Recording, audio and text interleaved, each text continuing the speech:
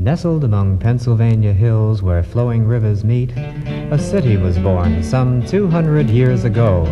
Then there were no factories, no houses, no roads. In their place was a sprawling, uncharted wilderness. But the wild, natural beauty of this enchanting land stirred the imagination of a young major who stood in awe at the fork of the Ohio River, surveying the splendor before him.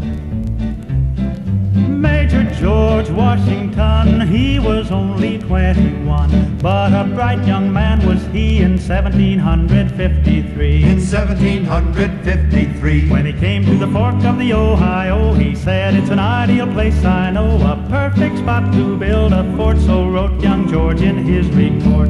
Everything really started many years ago, where the mighty Monongahela and the Allegheny flow.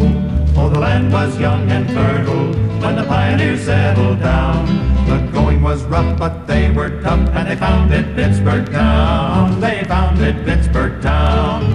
Thereupon Captain Trent, with his tiny regiment, built a fort, but not for long, because the French were much too strong. Because the French were much too strong. And when they took over in 54, they started the French and Indian War. For years the British tried in vain, but couldn't capture Fort Duquesne. Valiant but outnumbered, the British then were quickly forced to surrender their little outpost to the French, who lost no time in christening it Fort Duquesne. During the next 4 years, brave English colonials tried unsuccessfully to recapture the fort. Then in 1758, under resolute new leadership, they redoubled their efforts to expel the French.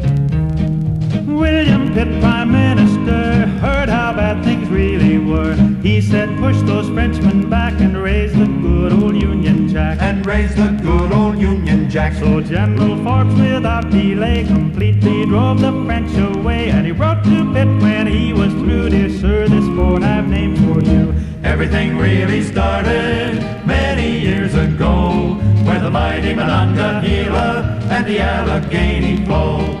Oh, the land was young and fertile when the pioneers settled down.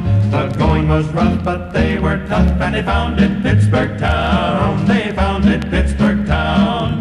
Everything really started many years ago, where the mighty Monongahela and the Allegheny flow.